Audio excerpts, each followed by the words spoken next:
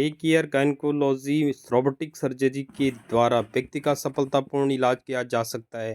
इस बारे में डॉक्टर सपना मिश्रा ने क्या कहा, आए सुनते हैं मीडिया जंक्शन 21 में सुरेंद्र नेगी के साथ।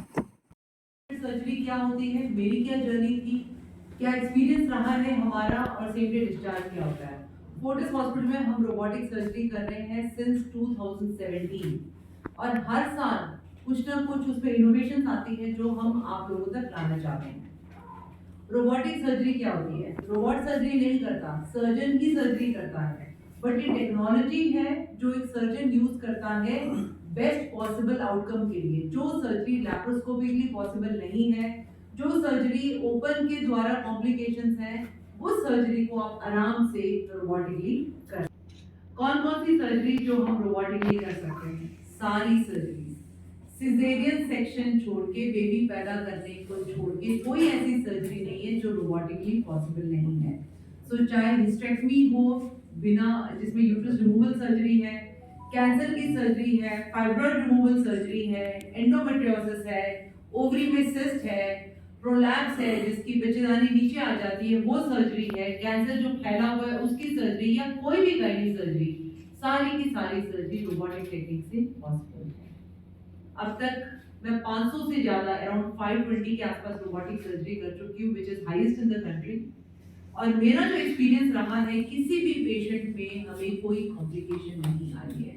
जो हम कहते हैं कि कॉम्प्लिकेशन रेट किसी भी सर्जरी का हमेशा बोलते 5 to 10% होता है, फिलहाल हमारा एक्सपीरियंस 0 है, no complication rate. Blood loss सबसे कम रहा है, पेशेंट ऑपरेशन के 10 घंटे बाद घर जाता है। जिन पेशेंट का इंश्योरेंस है उनका लेंथ ऑफ स्टे 1 दिन का रहता है। कॉम्प्लिकेशंस अभी तक नहीं आई है, किसी पेशेंट को हमें रीएडमिट करने की जरूरत नहीं पड़ी है, किसी पेशेंट को हमें ओपन करने की जरूरत नहीं पड़ी है, और रिकवरी सबकी फास्ट है। सारे के सारे पेशेंट्स हफ्ते बाद अपने काम करने शुरू कर दिए और 1 और 2 वीक्स के बाद सबने अपने जॉब ज्वाइन कर लिया। सारी की सारी सर्जरीज आजकल डे केयर फैसिलिटी में अवेलेबल है। बड़ी से बड़ी कॉम्प्लेक्स सर्जरी, अगर पेशेंट को कोई और एसोसिएटेड फैक्टर नहीं है, उसको डायबिटीज़ एकदम हाई ग्रेड या हार्ट की प्रॉब्लम नहीं है, ऐसे सिचुएशन में सेम डे पेशेंट सर्जरी करा के 10 से 12 घंटे बाद अपने घर जा सकता है। उसको लॉन्ग टर्म एडमिशन की ज़रूरत नहीं है, एंटीबायोटिक की ज़रूरत नहीं है, या स्ट्रॉन्ग पेन किलर्स की ज़रूरत नहीं है। अभी तक मैम कितनी सर्जरी कर चुकी हैं? रोबोटिक सर्जरी तो मैं 520-25 के आसपास कर चुकी हूँ, और वैसे अगर देखा जाए तो टोटल सर्जरीज कम से कम 25,000 सर्जरीज मैं अपनी ज़िंदगी में कर चुकी हूँ। आयुष्मान कार्ड इसके लिए नहीं मान्य है, गवर्नमेंट नहीं कर रहा है आयुष्मान कार्ड, बिकॉज गवर्नमेंट को उसमें पे बहुत ज़्यादा करना पड़ रहा है। इस पे कितना खर्चा आता है?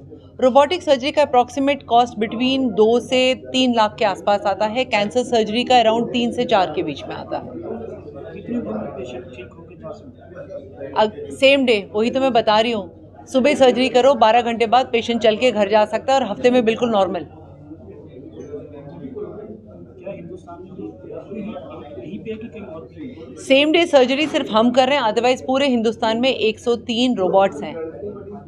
इवन हमारे चंडीगढ़ में भी 3-4 रोबोट्स हैं, पीजीआई में रोबोट है, एम्स में रोबोट है, सो बहुत सारे सेंटर्स में रोबोट है, पर सेम डे डिस्चार्ज सिर्फ हम ही लोग कर रहे हैं। सर्जरी की कोई एज लिमिट भी होती है कि?